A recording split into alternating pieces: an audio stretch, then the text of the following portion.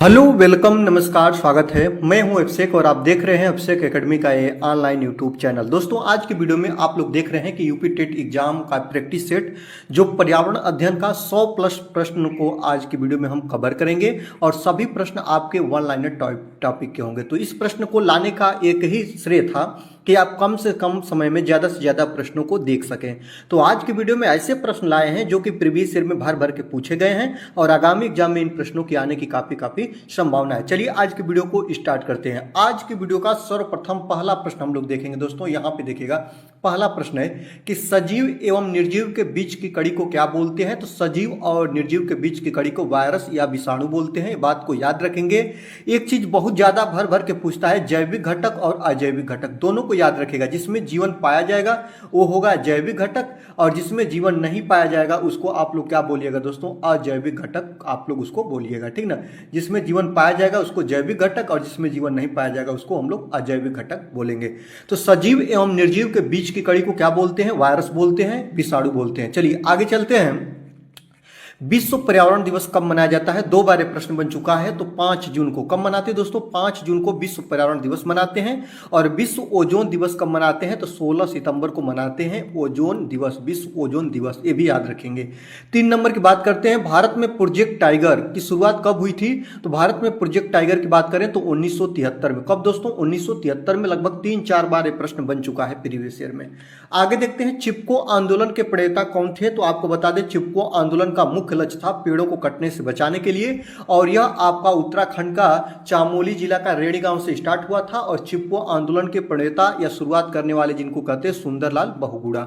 आगे देखते हैं दोस्तों, 5 नंबर की बात करते हैं कि जो आपका कासीरा या इसको हम लोग कांस्य से बोलते हैं, ये धातु है, किन दो धातुओं का मिश्रण है, यही आपको बता दें दोस्तों। ये जो कांस्य है ना, ये मिश्र धातु होती है, यह तांबा और टीन के मिश्रण से बनी होती है, तांबा और टीन से, याद रखेंगे। आगे देखते हैं, वायुमंडल की सबसे निचली परत को कौन सी है, यही आपको बताना है। तो जो आपका ये वायुमंडल है, वायुमंडल मुख्य रूप से 5 परतों से मिलकर बनी हुई है और सबसे निचली जो परत है क्षोभ मंडल है, जिसको हम लोग क्या बोलते हैं दोस्तों, ट्रोपोस्फियर बोलते हैं। आप लोग ध्यान रखेंगे क्या है दोस्तों, क्षोभ मंडल सबसे निचली परत। यहाँ पे मौसम संबंधित घटनाएं होती हैं, याद रखेंगे। मौसम संबंधित जो घटनाएं होती हैं सभी घटनाएं इसी मंडल में घटित होती हैं। जैसे कि आपका बिजली का तड़कना, बादल का बनना, कुहरा का बनना, जो बारिश होना, सब यही इसी घटना होती है, क्षोभ मंडल में ही होती है। वायुमंडल की सबसे निचली परत होती है क्षोभ मंडल, इसको आप लोग याद रखेंगे। आगे देखते हैं, ओजोन परत की किस मंडल में पाई जाती है, याद रखेंगे। ओजोन परत जो होती है ना, वो किस मंडल में पाई जाती है। तो जो आप लोग क्षोभ मंडल देखें, क्षोभ मंडल से जो ही हम ऊपर जाते हैं वहां पे मिलती है आपको समताप मंडल। और समताप मंडल, इससे प्रश्न बन चुका है कि ओजोन परत कहां पाई जाती है, समताप मंडल में।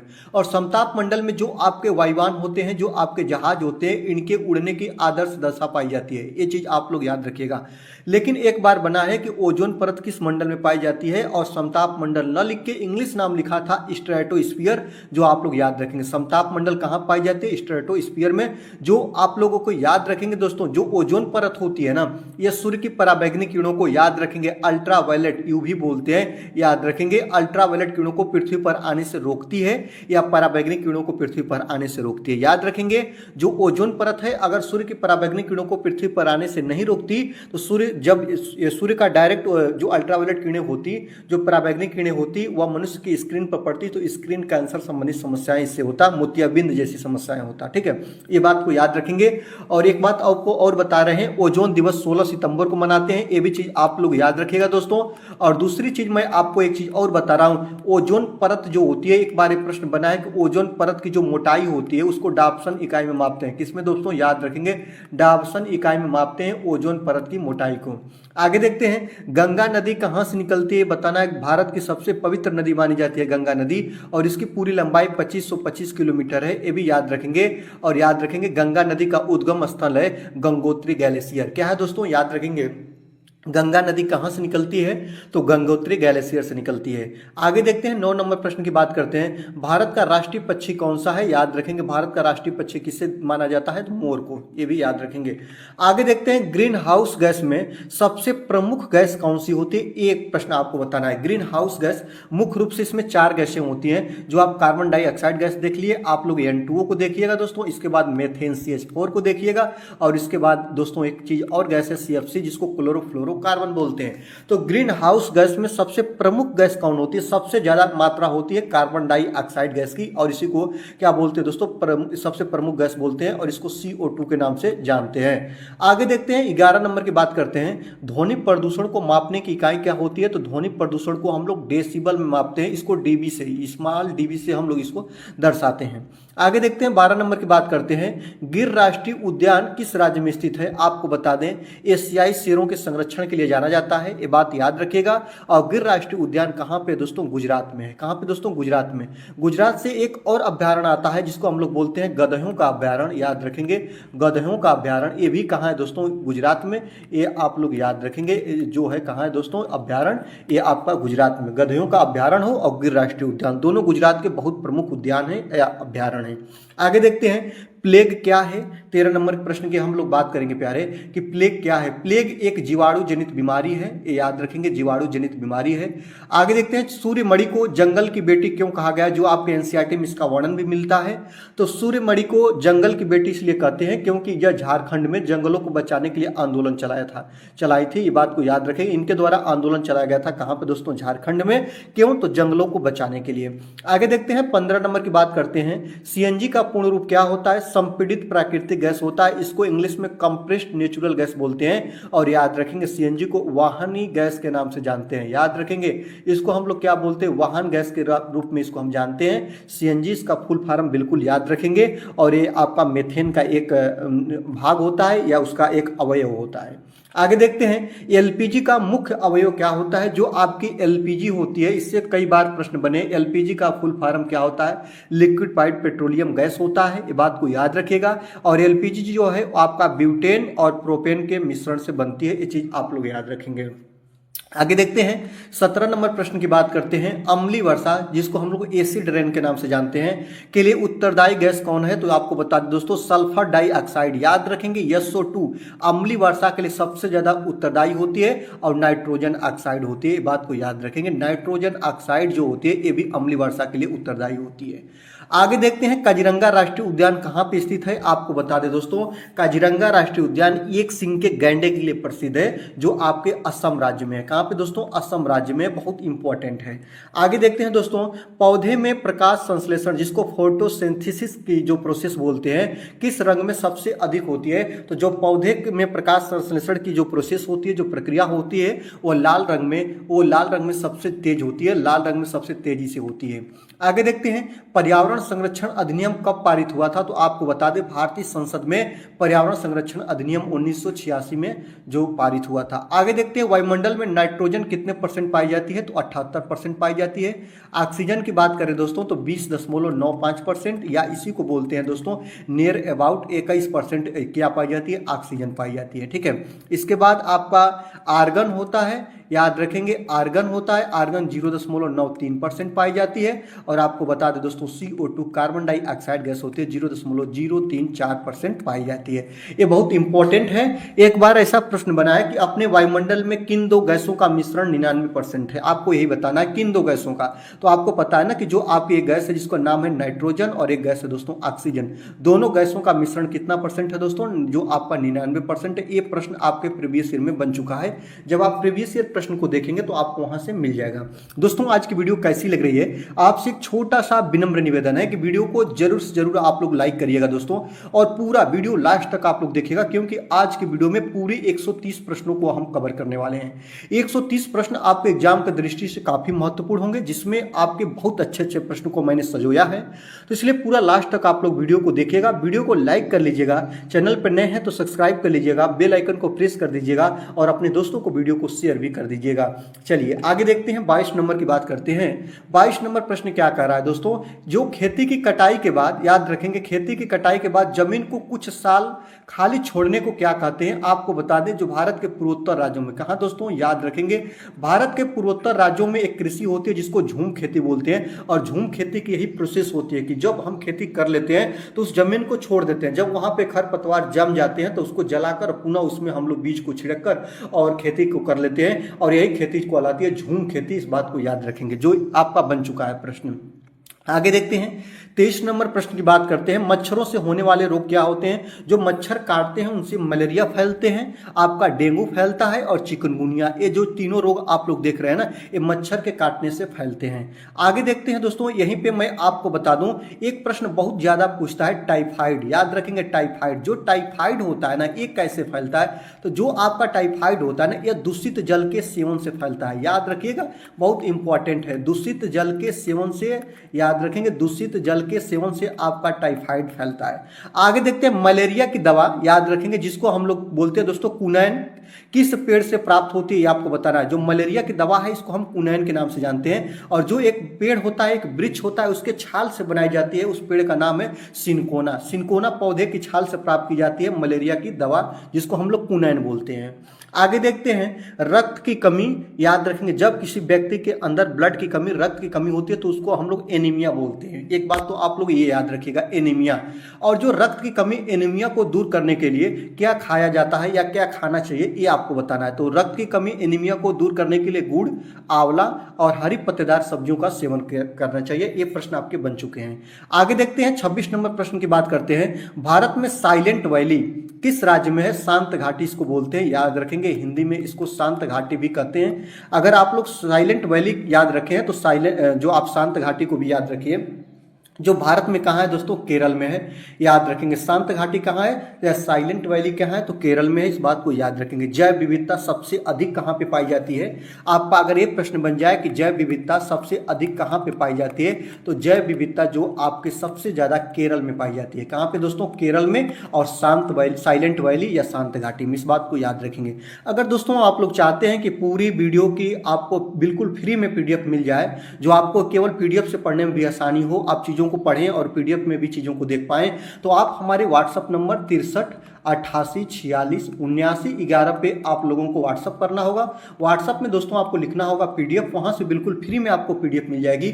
और हमारा व्हाट्सएप चैनल, जो आपका व्हाट्सएप ग्रुप है अभिषेक एकेडमी का, वहां पे आपको ऐड कर दिया जाएगा, और वहां से हर वीडियो की बिल्कुल फ्री में पीडीएफ आपको मिलती रहेगी। चलिए आगे देखते हैं दोस्तों, 27 नंबर प्रश्न की बात करते हैं कि पर्यावरण का दुश्मन किस वृक्ष को कहा जाता है? तो पर्यावरण का दुश्मन जो होता है यूकेलिप्टस को बोलते हैं, जिसको हम लोग आमतौर पर सफेदा बोलते हैं। क्यों? क्योंकि इसको सबसे ज्यादा जल की आवश्यकता होती है, और जल का अधिक सेवन करने के कारण जहां पे ये जामता है, वहां की जो भूमि होती है, जो पृथ्वी होती है, उसको बंजर भूमि में कन्वर्ट कर देता है। ये बात याद रखेंगे, इस कारण इसको पर्यावरण का दुश्मन बोला जाता है। इस बात को आप लोग याद रखेंगे, यूकेलिप्टस को, ये बात को याद रखेंगे, ठीक है। चलिए आगे चलते हैं। यहाँ पे खाद्य श्रृंखला में ऊर्जा का प्रवाह कैसा होता है? तो खाद्य श्रृंखला में जो ऊर्जा का प्रवाह होता है एक दिशी होता है। ऊर्जा एक रूप से दूसरे रूप में जब डिनोट होती है तो 90% ऊर्जा का हानि हो जाता है। याद रखेंगे 90% ऊर्जा क्या हो जाती है दोस्तों? लेस हो जाती है। केवल एक जीव से दूसरे जीव में 10% ऊर्जा क्या होती है दोस्तों? स्थानांतरण होती है। ये बात को याद रखेंगे, केवल 10% ऊर्जा का स्थानांतरण होता है। इसी को 10% ऊर्जा का नियम बोलते हैं, जिसको दिया था लिडमैन ने। कौन दिया था दोस्तों? लिडमैन ने दिया था। आगे देखते हैं 29 नंबर प्रश्न की बात करते हैं। रेड डेटा बुक किससे संबंधित है? रेड का मतलब लाल से है, लाल का मतलब खतरा से है। याद रखेंगे, जो खतरा बुक का मतलब किससे है दोस्तों? तो उस बुक से है जिसमें विलुप्त हो रहे जीव जंतुओं का विवरण मिलता है, और इसको बचाने के लिए सरकार द्वारा अलग अलग तरह की योजनाएं चलाई जाती है। आगे देखते हैं 30 नंबर की बात कर रहे हैं कि जैव विविधता शब्द का प्रयोग सबसे पहले किसने किया था? तो सबसे पहले की बात किया हूं दोस्तों, तो वाल्टर जी रोसेन द्वारा जैव विविधता शब्द का सर्वप्रथम प्रयोग किया गया था।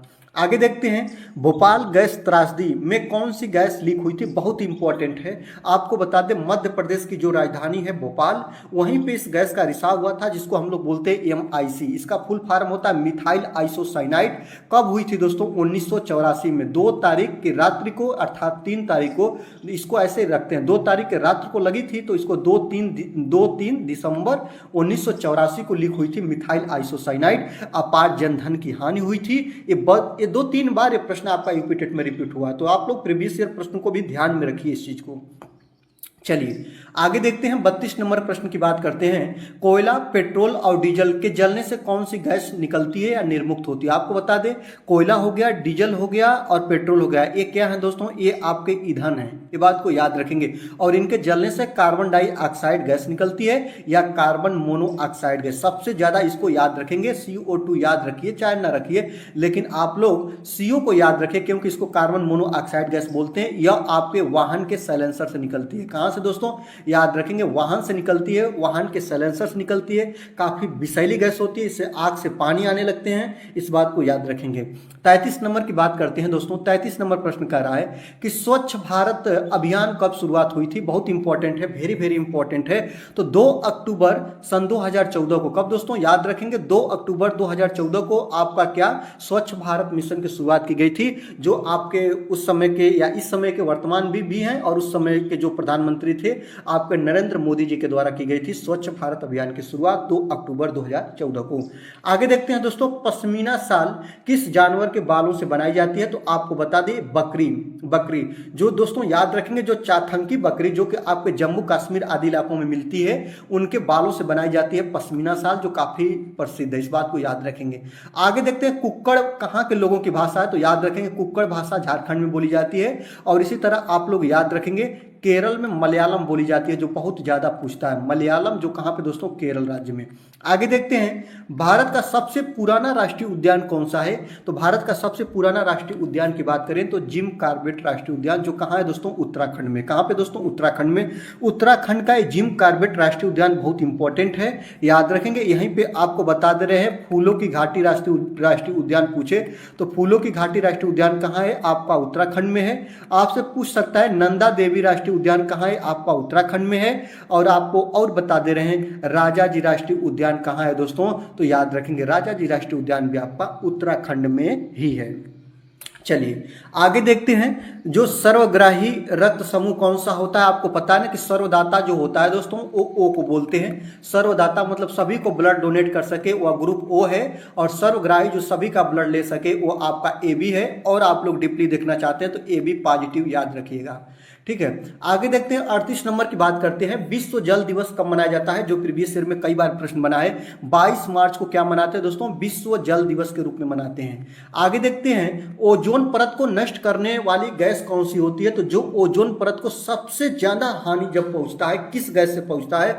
तो उस गैस का नाम है दोस्तों क्लोरोफ्लोरोकार्बन, या इसको हम बोलते हैं क्लोरीन, फ्लोरीन, और याद रखेंगे कार्बन, फ्लोरीन और क्लोरीन, या क्लोरीन फ्लोरीन कार्बन, इसको बोलते हैं क्लोरोफ्लोरोकार्बन। इसके निर्मुक्त से या इसके उत्सर्जन से सबसे ज्यादा ओजोन परत की लेयर है उसको नुकसान पहुंचता है, जो समताप मंडल में पाई जाती है। आपको बता दें, यह घरों के रेफ्रिजरेटर से निकलती है, इस बात को याद रखेंगे। CFC गैस सबसे ज्यादा घर में कहां से निकलती है?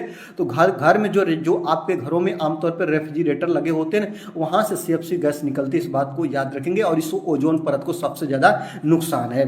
आगे देखते हैं, पौधे का रसोई घर किसे बोलते हैं? जो पौधे की पत्तियां होती हैं वह रसोई बनाने का काम करती हैं। उन्हीं की पत्तियों पर जब सूर्य की प्रकाश किरणें पड़ती है तो प्रकाश संश्लेषण की प्रोसेस पूरी होती है। तो पौधे का जो रसोई घर होता है वह उसकी पत्तियां होती हैं, पत्तियों को बोलते हैं। आगे देखते हैं, 41 नंबर की बात करते हैं। इंसुलिन की खोज किसने की थी? जो इंसुलिन की खोज की बात करें दोस्तों, तो याद रखेंगे सर फ्रेडरिक जी बैंटिक, और उनके सहायक या उनके सहयोगी हैं जिनका नाम है बेस्ट, इनके द्वारा की गई थी इंसुलिन की खोज। आगे देखते हैं, विटामिन सी की कमी से कौन सा रोग होता है? विटामिन सी की कमी से आपका स्कर्वी रोग होता है, याद रखेंगे। विटामिन सी जो होता है वह खट्टे खाद्य पदार्थों में पाया जाता है, इस बात को याद रखेंगे। और एक प्रश्न आपका बना है कि मसूड़े से खून आना, याद रखेंगे, बहुत इंपॉर्टेंट कि मसूड़े से खून आना किस विटामिन की कमी से होता है? तो याद रखेंगे, मसूड़ों से खून आना विटामिन सी की कमी से होता है, इस बात को याद रखिएगा दोस्तों। और विटामिन सी की कमी की पूर्ति करनी है तो आपको खट्टे पदार्थ, जैसे कि आप लोग जानते हैं संतरा हो गया, ये सभी चीजें, नींबू हो गया, उसमें सब में विटामिन सी पाई जाती है भरपूर मात्रा में। आगे देखते हैं, किसको किसान का मित्र कहा जाता है? केचुआ को। आप लोग सभी जानते हैं दोस्तों, केचुआ को किसान का मित्र बोलते हैं। लेकिन इसके साथ साथ एक चीज और याद रखिएगा, सर्प को भी किसान का मित्र बोलते हैं। ये आपका एनसीईआरटी में इसका वर्णन मिल जाता है, इस बात को याद रखेंगे दोस्तों। इसके बाद आगे देखते हैं सूर्यमंडल का सबसे बड़ा जो आपका ग्रह है, याद रखेंगे जो सबसे बड़ा ग्रह कौन सा है, तो याद रखेंगे सबसे बड़ा ग्रह सूर्यमंडल का कौन है दोस्तों, बृहस्पति है, इस बात याद रखेंगे, जुपिटर जिसको बोलते हैं। आपको एक बात और बता दे रहे हैं, सूर्यमंडल का सबसे बड़ा क्यों ग्रह है, क्योंकि इसके उपग्रहों की संख्या सबसे ज्यादा है, इस बात को याद रखेंगे। उपग्रहों की संख्या सबसे ज्यादा किसकी है दोस्तों, तो बृहस्पति की है। चमकीला ग्रह किसे बोलते हैं, शुक्र को बोलते हैं। भोर का तारा शुक्र को बोलते हैं। नीला ग्रह किसे बोलते हैं, पृथ्वी को बोलते हैं। लाल ग्रह किसे बोलते हैं, मंगल को बोलते हैं। इस तरह चीजों को आप लोग याद रखिएगा, ठीक है। चलिए आगे देखते हैं, बिहू किस राज्य का लोक नृत्य बहुत चर्चा में रहता है, जो असम का, असम की बहु प्रसिद्ध है, इस तरह आप लोग याद रखेंगे।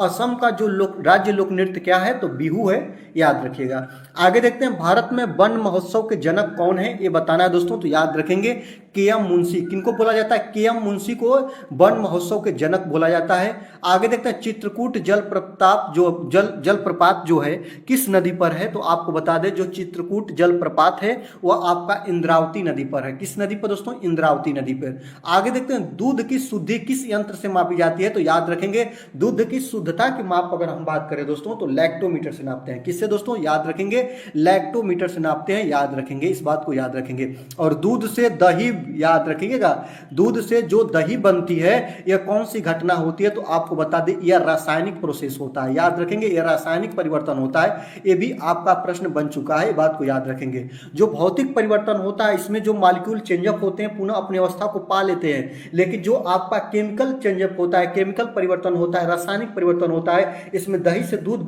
जो दूध से दही बन जाएगा लेकिन दही से फिर दूध में परिवर्तन नहीं होगा, तो यह रासायनिक परिवर्तन है, याद रखेंगे। और दूध से दही बनाने की जो प्रोसेस होती है वह लैक्टोबैसिलस नामक जीवाणु के कारण होती है, ये भी याद रखिएगा।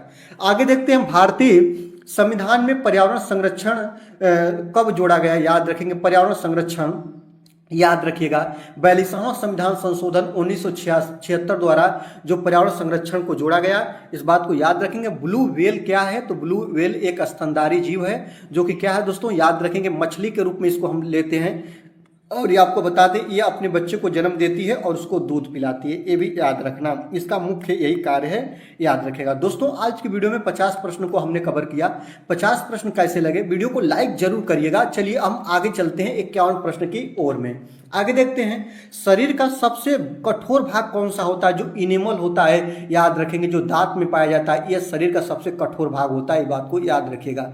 52 नंबर की बात करते हैं, प्रकाश संश्लेषण जिसको फोटोसिंथेसिस के दौरान कौन सी गैस छोड़ते हैं, जो पौधे होते हैं, तो याद रखेंगे ऑक्सीजन गैस को मुक्त करते हैं, बात को याद रखेंगे। आगे देखते हैं, भारत में हरित क्रांति के जनक कौन है, तो भारत में हरित क्रांति के जनक डॉक्टर एम.एस. स्वामीनाथन जी को कहा जाता है, ये बात आप लोग याद रखिएगा। आगे देखते हैं, विश्व जैव विविधता, याद रखेंगे, जिसको जैव विविधता दिवस कब मनाते हैं, याद रखेंगे, तो प्रत्येक वर्ष के 22 मई को। कब दोस्तों, तो याद रखेंगे जल दिवस 22 मार्च को, और इसके बाद 22 अप्रैल को पृथ्वी दिवस, और 22 मई को क्या मनाते हैं दोस्तों, आपका जैव विविधता दिवस मनाते हैं। आगे देखते हैं 55 नंबर प्रश्न की बात करें, कंचनजंगा राष्ट्रीय उद्यान किस राज्य में स्थित है, तो याद रखेंगे कंचनजंगा राष्ट्रीय उद्यान आपके सिक्किम राज्य में है। आगे देखते हैं, केचुए को किसान का मित्र क्यों कहा जाता है, यह प्रश्न आपका बन चुका है, क्योंकि यह मिट्टी को भुरभुरा बनाकर उसमें ऑक्सीजन के प्रवाह को बढ़ाता है, इस कारण याद रखेंगे ये मिट्टी को उपजाऊ मिट्टी में कन्वर्ट करता है, इसलिए हम लोग केचुओं को किसान का मित्र की संज्ञा देते हैं। आगे देखते हैं, मानव शरीर की सबसे बड़ी ग्रंथि कौन सी है, ये आपको बताना है दोस्तों। तो मानव शरीर की सबसे बड़ी ग्रंथि किसको बोलते हैं, लीवर को बोलते हैं, लीवर को, इसको जिगर हिंदी में कहते हैं, याद रखेंगे, इसको हम लोग लीवर बोलते हैं, बात को याद रखेंगे। पाचन की प्रोसेस यहीं पे होती है। आगे देखते हैं 58 नंबर, वेरी वेरी इंपॉर्टेंट है कि भोपाल गैस त्रासदी किस वर्ष हुई थी, तो जो भोपाल गैस त्रासदी 1984 में हुई थी, 2-3 दिसंबर की रात्रि में, याद रखेंगे 2 तारीख की रात्रि में हुई थी, तो इसको हम लोग कहीं कहीं पे 3 दिसंबर भी आपको लिखा हुआ मिलेगा, कहीं कहीं पे 2, तो इसलिए मैंने 2-3 दोनों ले लिया। आगे देखते हैं, पर्यावरण का आतंकवादी किस वृक्ष को कहा जाता है, यूकेलिप्टस सफेदा भी मैंने आपको बता ही दिया है। या आपको बता दें दोस्तों, याद रखेंगे बायोडीजल किससे तैयार किया जाता है। अभी मुझे एक प्रश्न और याद आ गया, आपको बता दे रहे हैं, बायोडीजल याद रखेंगे, एक पेड़ होता है जिसकी जो आपका पता है कि उस पेड़ की एक फल होता है या बीज उसको बोले, बीज से बायोडीजल प्राप्त किया जाता है, जिसको जैट्रोफा बोलते हैं। क्या बोलते हैं दोस्तों, जैट्रोफा बोलते हैं, याद रखेंगे जैट्रोफा। ये जैट्रोफा वृक्ष के जो फल होते हैं या बीज होते हैं, उनके बीज से तैयार किया जाता है बायोडीजल। याद रखेंगे, आधुनिक युग का ईंधन इसे बोला जाएगा। आगे देखते हैं, सूर्यमंडल का सबसे ठंडा ग्रह कौन सा है? याद रखेंगे दोस्तों, ये आपका गृह नहीं ग्रह है। तो सूर्यमंडल का सबसे जो ठंडा ग्रह है वह वरुण है, या लेटे हुए ग्रह की संज्ञा मिलती है। भारत की सबसे लंबी नदी कौन सी है? गंगा नदी, जो 2525 किलोमीटर इसकी पूरी लंबाई है। आगे देखते हैं, रक्त का थक्का, ब्लड क्लॉटिंग जिसे बोलते हैं, बनाने में कौन सा विटामिन मदद करता है? तो याद रखेंगे, जब ब्लड का जो रक्त स्राव होता है इसको रोकने में विटामिन के जो होता है ना, वो दोस्तों आपका बहुत महत्वपूर्ण अहम योगदान निभाता है। तो रक्त का थक्का बनाने में कौन सी विटामिन मदद करती है? तो विटामिन के करती है दोस्तों। आगे देखते हैं, आपको प्रश्न यहाँ पे एक ऐसा प्रश्न बन चुका है ना कि किस विटामिन के कमी के कारण रक्त नहीं जमता है, रक्त का स्राव नहीं रुकता है? तो विटामिन के आप लोग याद रखिएगा। वायुमंडल में ऑक्सीजन के प्रतिशत कितना है, ये आपको बताना है। तो वायुमंडल में ऑक्सीजन प्रतिशत की बात करें दोस्तों तो 21% है। आगे देखते हैं, केदारनाथ अभ्यारण्य किसके लिए जाना जाता है? तो याद रखेंगे, कस्तूरी मृग के लिए। आपको बता दें, कस्तूरी मृग ऐसा मृग होता है ना, याद रखेंगे, इनके सुगंध के कारण, याद रखिएगा, आप लोग इसको सीटेट में बहुत ज्यादा पढ़ते रहे होंगे कि इनके सुगंध के कारण कस्तूरी मृग को क्या कर दिया जाता है दोस्तों? मार दिया जाता है, या शिकारी शिकार कर देते हैं। यह महकता है, बहुत अच्छा सुगंध होती है इसके अंदर। आगे देखते हैं, क्योटो प्रोटोकॉल किससे संबंधित है? बहुत इंपॉर्टेंट है, 65 नंबर प्रश्न की बात करेंगे दोस्तों। जो आपका क्योटो प्रोटोकॉल है, या जलवायु परिवर्तन और ग्रीन हाउस गैसों पर काम करने हेतु है। जलवायु परिवर्तन को ध्यान में रखते हुए क्योटो प्रोटोकॉल, और ग्रीन हाउस गैसों को संरक्षण या ग्रीन हाउस गैसों को कम कैसे किया जाए, या ग्रीन हाउस गैसों पर कैसे लगाव कर रखा जाए, यह क्योटो प्रोटोकॉल इससे संबंध रखता है। इस बात को याद रखिएगा। मिनमाता रोग किसके कारण होता है? तो याद रखेंगे, पारा, या इसको मरकरी बोलते हैं, या एचजी बोलते हैं, इसके अधिकता के कारण आपका मिनमाता रोग होता है। आगे देखते हैं, इटाई या इकाई कहीं इस पर मिलता है, और इंग्लिश में इसको ईतो बोलते हैं। रोग किस तत्व के कारण होता है? तो कैडमियम। याद रखेंगे, कैडमियम के कारण आपका इटाई रोग होता है। आगे देखते हैं, भारत का सबसे बड़ा टाइगर रिजर्व कौन सा है? ये आपको बताना है दोस्तों। आपको बता दें, भारत का सबसे बड़ा टाइगर रिजर्व के बारे में बात करें तो नागार्जुन सागर। याद रखेंगे, नागार्जुन सागर श्रीशैलम जो आंध्र प्रदेश में, इस बात को याद रखेंगे, जो नागार्जुन सागर श्रीशैलम जो आंध्र प्रदेश में भारत का सबसे बड़ा टाइगर रिजर्व है। आगे देखते हैं, ऊर्जा का पिरामिड कैसा होता है? आपको पता है ना कि ऊर्जा का पिरामिड हमेशा सीधा होता है, इस बात को याद रखिएगा। भारत में वृक्षों का आदमी किसे कहा जाता है? इस बात को याद रखेंगे, वृक्षों का आदमी। तो भारत में वृक्षों का आदमी सुंदरलाल बहुगुणा जी को कहते हैं। क्योंकि वृक्षों को कटने से बचाने के लिए तमाम तरह की आंदोलन इन्होंने स्टार्ट किया था, इस बात को याद रखेंगे, जो उत्तराखंड से बिलोंग करते थे। आंवला में कौन सा विटामिन सबसे अधिक पाया जाता है? आंवला खट्टा होता है, और खट्टे में विटामिन सी पाया जाता है। इस बात पर आप चीजों को याद रखेंगे। आगे देखते हैं, लाइकेन किस प्रकार के उत्पाद के सूचक या संकेतक हैं? आपको बता दें, वायु प्रदूषण। याद रखिएगा दोस्तों, जो लाइकेन होता है ना, वह किस चीज का सूचक होता है? तो याद रखेंगे, सूचक का मतलब होता है सूचना देने वाला या संकेतक। याद रखेंगे, तो आपको बता दें लाइकेन किस प्रकार के उत्पाद के सूचक होते हैं? तो वायु प्रदूषण के। वो भी सबसे ज्यादा SO2, याद रखिएगा, वो भी सबसे ज्यादा SO2 के लिए। आगे देखते हैं, दुनिया का सबसे बड़ा फूल कौन है? तो आपको बता दें, दुनिया का सबसे बड़ा फूल का नाम है रैफ्लेसिया, जो लगभग 10 kg इसकी भार होता है। याद रखेंगे, 10 kg का यह फूल होता है, दुनिया का सबसे बड़ा फूल माना जाता है। आगे देखते हैं, भारत में जल पुरुष किसे कहा जाता है? तो याद रखेंगे, राजेंद्र प्रसाद को जल पुरुष के नाम से जानते हैं। NCERT में इसका बहुत ज्यादा बढ़िया वर्णन मिलता है, आप लोग इसको पढ़कर याद रखिएगा। आगे देखते हैं, भारत में नीली क्रांति किससे संबंधित है? ये चीज आपको बताना है। तो भारत में नीली क्रांति जो मछली उत्पादन या मत्स्य पालन से संबंध रखती है, आप लोग इसको याद रखेंगे, मछली उत्पादन या मत्स्य उत्पादन के लिए। बहुत कम समय में ज्यादा प्रश्नों को कवर कर रहे हैं, बहुत छोटी वीडियो होगी, पूरी वीडियो लास्ट तक देखिएगा। और आपसे एक बार और विनम्र निवेदन करेंगे दोस्तों, वीडियो को जरूर से जरूर लाइक करिएगा, क्योंकि आपके एक लाइक मुझे 1000 वीडियो बनाने के लिए मोटिवेट करता है। और एक वीडियो बनाने में काफी मेहनत स्पेंड होती है, बहुत टाइम खर्च होता है दोस्तों। और आपके लिए मैं बहुत अच्छा वीडियो इसलिए लाता हूं क्योंकि आपकी तैयारी बहुत कम समय में अच्छे से अच्छे तरीके से हो सके। आगे देखते हैं, विश्व ओजोन दिवस कब मनाया जाता है? ये आपको बताना है। तो प्रत्येक वर्ष के 16 सितंबर को विश्व ओजोन दिवस मनाते हैं, ये बात याद रखेंगे। 77 नंबर की बात करें कि जो आपका रणथंभौर राष्ट्रीय उद्यान कहाँ है? तो राजस्थान में है। आपका जो रणथंभौर राष्ट्रीय उद्यान। इस बात तरह आप चीजों को याद रखिएगा। आगे देखते हैं केदारनाथ तीर्थ स्थल किस नदी के तट पर है, तो आपको पता है उस नदी का नाम क्या है दोस्तों, मंदाकिनी नदी। केदारनाथ किस तीर्थ स्थल की नदी पर स्थित है, तो याद रखेंगे मंदाकिनी नदी पे। संविधान के किस भाग में पंचायती राज की व्यवस्था है, प्रीवियस ईयर का प्रश्न है, भाग 9 के अनुच्छेद 243 में पंचायती राज का विवरण मिलता है। आगे देखते हैं स्कर्वी रोग किसके कमी से होता है, आपको बता दें स्कर्वी रोग विटामिन सी की कमी से होता है। चीजों को याद रखिएगा। आगे देखते हैं विश्व वन्य जीव कोष जिसको WWF बोलते हैं, वर्ल्ड वाइल्ड लाइफ फंड का प्रतीक चिन्ह क्या है, ये आपको बताना है। तो इस जो संस्था का प्रतीक चिन्ह है वह विशालकाय पांडा है। इस तरह चीजों को याद रखेंगे, विशालकाय पांडा। आगे देखते हैं भारत में पर्यावरण शिक्षा केंद्र कहां पे है, तो भारत में पर्यावरण शिक्षा केंद्र का जो आपका कार्यालय है या सचिवालय जो इसका स्थित है वह आपके गुजरात के अहमदाबाद में है। कहां पे दोस्तों, भारत में पर्यावरण शिक्षा केंद्र जो आपका अहमदाबाद में स्थित है, गुजरात के अहमदाबाद में। आगे देखते हैं कौन सी गैस फलों को प्राकृतिक रूप से पकाती है, ये चीजें आप बताइएगा। कौन सी गैस है जो फलों को प्राकृतिक रूप से पकाती है, पकाने का काम करती है, जो आप लोग देखे होंगे आमतौर तरीकों पर घरों में इसका हम प्रयोग करते हैं किसी फल को पकाने के लिए, जिसका नाम है दोस्तों एथिलीन। क्या है दोस्तों, याद रखेंगे एथिलीन है। आगे देखते हैं ध्वनि की तीव्रता किस यंत्र से मापी जाती है, तो ध्वनि की तीव्रता याद रखेंगे ऑडियोमीटर से नापी जाती है। किससे दोस्तों, ऑडियोमीटर से नापी जाती है। और किस में नापी जाती है, तो दोस्तों याद रखेंगे डेसिबल में मेजरमेंट की जाती है, नापी जाती है। आगे देखते हैं पर्यावरण के 3 आर याद रखेंगे। एक पर्यावरण में 3 आर होते हैं, बहुत इंपॉर्टेंट इनका नाम होता है, आप नहीं जानते हैं तो जान जाइए। एक आर का मतलब होता है रिड्यूज, एक आर का मतलब होता है रीयूज और एक होता है दोस्तों रिसाइकिल। याद रखेंगे इनका मतलब होता है कम करना, रिड्यूज का मतलब कम करना, और जो दोस्तों रीयूज का मतलब होता है पुनः उसका प्रयोग करना, और रिसाइकिल का मतलब होता है पुनः चक्रण करना। ये पर्यावरण के दृष्टि से तीनों आर बहुत महत्वपूर्ण होते हैं। मतलब आप किसी भी चीज का कम से कम सेवन करिए, और जो आप कर भी रहे हैं पुनः उसका प्रयोग कर, दोबारा उस चीज का प्रयोग करने के लिए पुनः उसका यूज करिए। ये पर्यावरण के आर का, तीनों आर का घटक का मतलब होता है। ठीक है, आगे देखते हैं भारत का पहला जैव मंडलीय संरक्षित क्षेत्र जिसको बायोस्फीयर रिजर्व बोलते हैं वह कौन सा है, तो याद रखेंगे जो भारत का पहला बायोस्फीयर जिसको हम लोग बोलते हैं नीलगिरी, जो 1986 में से मान्यता दी गई थी। आगे देखते हैं मानव शरीर में कितनी हड्डियां होती हैं, तो याद रखेंगे वयस्क मानव शरीर में याद रखेंगे 206 हड्डियां होती हैं, ये भी इंपॉर्टेंट है। ऋषिकेश किस नदी के किनारे बसा है, तो ऋषिकेश आपका गंगा नदी के किनारे बसा है। हवा में मौजूद नमी को क्या बोलते हैं, तो हवा में मौजूद जो नमी होती है दोस्तों उसको हम लोग आर्द्रता कहते हैं, याद रखेंगे डेंसिटी बोलते हैं। याद रखेंगे इसको क्या बोलते हैं दोस्तों, डेंसिटी बोलते हैं।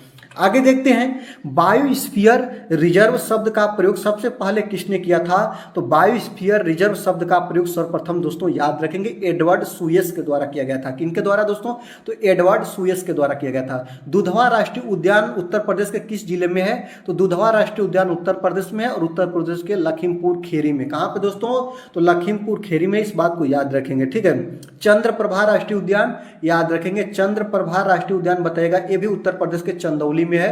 ये आपके लिए बहुत इंपॉर्टेंट है, उत्तर प्रदेश के चंदौली में है, याद रखेंगे। मिट्टी के अध्ययन को क्या बोलते हैं, मिट्टी के अध्ययन को मृदा विज्ञान बोलते हैं। आगे देखते हैं जो आपका सह्याद्री पर्वत कहा जाता है किसे बोला जाता है दोस्तों, तो याद रखेंगे पश्चिमी घाट में जैव विविधता के लिए बहुत प्रसिद्ध है, याद रखेंगे सह्याद्री पर्वत। आगे देखते हैं सूर्योदय का देश किसे बोलते हैं, या उगता हुआ सूरज का देश किसे बोलते हैं, तो जापान को बोलते हैं। और आपको बता दें भारत में सबसे पहले सूर्य की किरणें कहां पर देखने को मिलती है, तो याद रखेंगे जो आपका पूर्वोत्तर राज्य हैं, याद रखेंगे वहां पे सबसे पहले याद रखेंगे क्या, सूर्य की प्रकाश किरणें देखने को मिलती है। अरुणाचल प्रदेश जिसको बोलते हैं। भारत में सबसे अधिक वन किस राज्य में है, तो आपको बता दें सबसे ज्यादा अधिक वनों की बात करें तो मध्य प्रदेश में सबसे ज्यादा भारत में वनों की संख्या है। आगे देखते हैं सुदर्शन झील का पुनरुद्धार किसने करवाया था, तो आपको बता दें जो सुदर्शन झील है इसका पुनरुद्धार या इसका जो उद्घाटन की बात करें वह स्कंदगुप्त और रुद्र दमन के द्वारा कराई गई थी।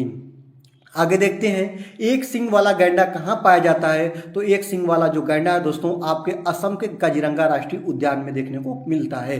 आगे देखते हैं नर्मदा बचाओ आंदोलन से कौन जुड़े हैं। तो मेधा पाटकर, याद रखेंगे, बहुत इंपॉर्टेंट, वेरी वेरी इंपॉर्टेंट है। मेधा पाटकर जो नर्मदा बचाओ आंदोलन से रिलेटिव है।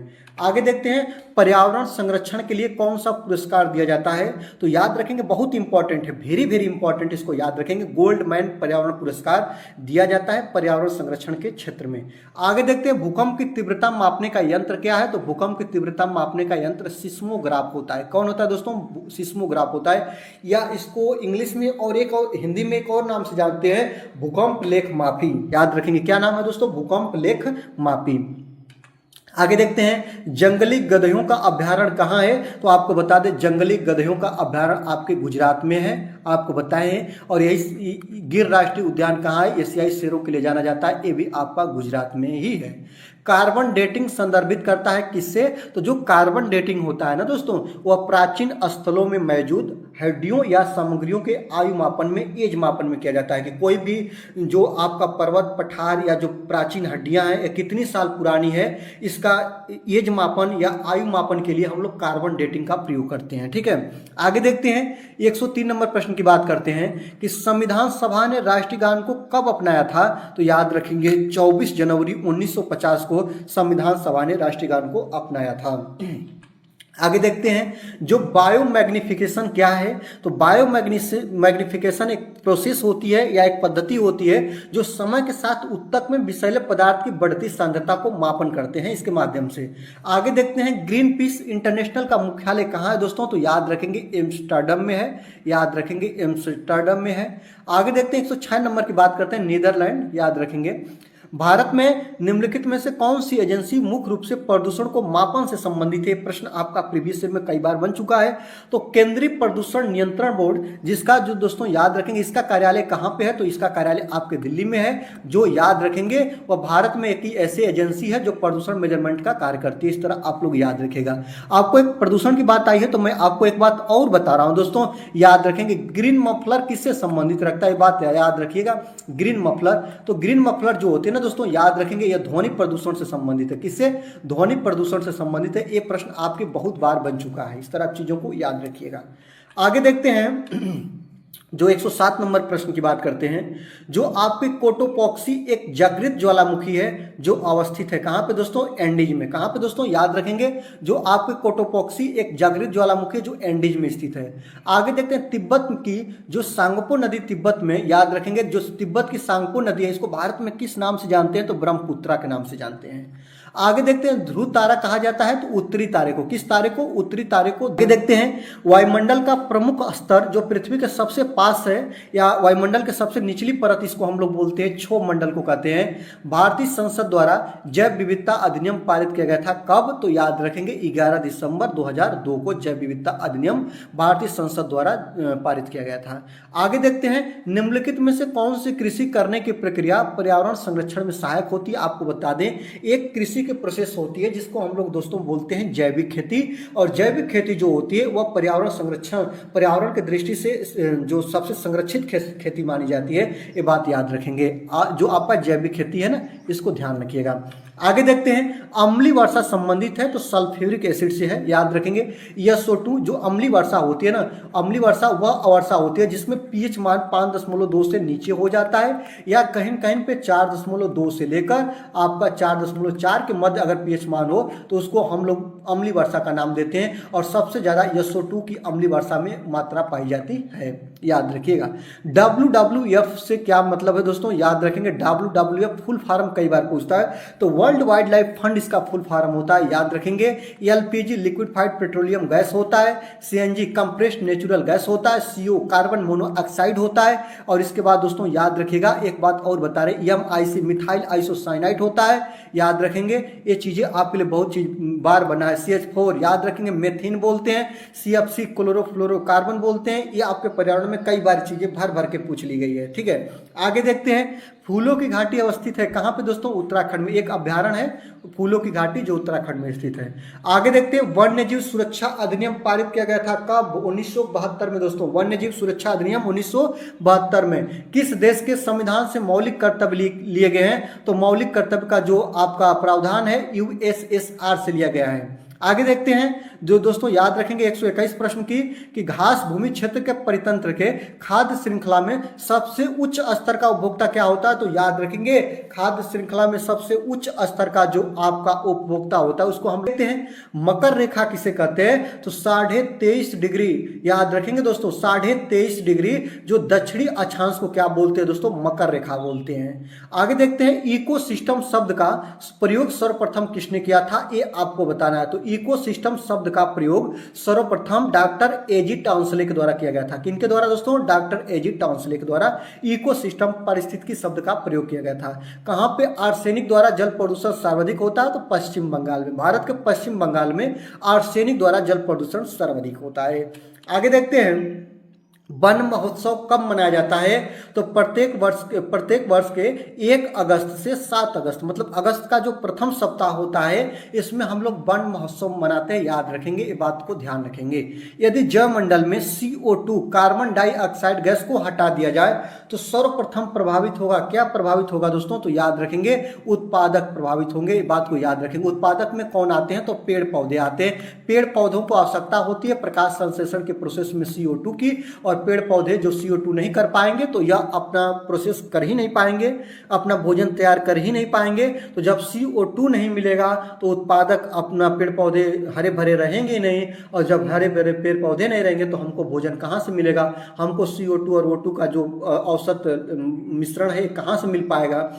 ओजोन परत में छिद्र करने के लिए किस देश का सबसे अधिक योगदान है? तो याद रखेंगे ओजोन परत को सबसे ज्यादा हानि अमेरिका के द्वारा मिला है। याद रखेंगे यूएस से सबसे ज्यादा ये प्रसार जो ओजोन परत को छिद्र में योगदान दिया है। आगे देखते हैं, ओजोन परत पाई जाती है किस मंडल में? तो समताप मंडल में। याद रखेंगे ओजोन परत समताप मंडल की हिस्सा है। विश्व वन्यजीव निधि का शुभंकर क्या है? तो पांडा। याद रखेंगे पांडा चित्र का प्रयोग करते हैं विश्व वन्यजीव निधि में। किस देश में सर्वाधिक अम्लीय वर्षा होती है? तो नॉर्वे में। याद रखेंगे दोस्तों नॉर्वे में होती है, इस बात को याद रखेंगे। दोस्तों आज की वीडियो में आपने 132 प्रश्नों को कवर किया। वीडियो कैसी लगी? अच्छी लगी तो लाइक करिएगा, शेयर करिएगा, और चैनल पर नए हैं तो चैनल को सब्सक्राइब करके बेल आइकन को प्रेस करिएगा। Thank for watching. Thank you.